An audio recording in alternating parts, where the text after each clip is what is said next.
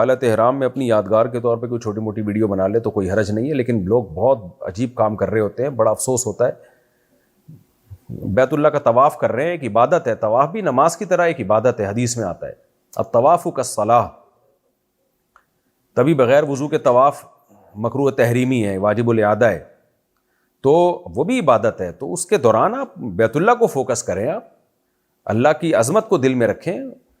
تو اس میں بھی ویڈیو بنا رہے ہوتے ہیں لوگ، ایک عجیب افسوس ہوتا ہے ان کی حالت دیکھ کے.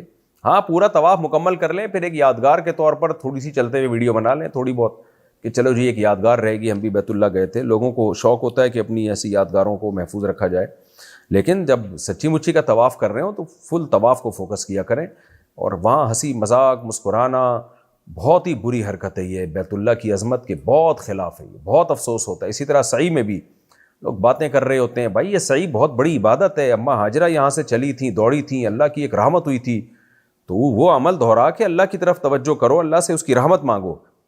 بڑا مبارک عمل ہے یہ، لیکن اس میں بھی یہ سیلفیاں اور ہنسی مذاق، تو یہ دین کے ساتھ ایک قسم کا مذاق ہے یہ.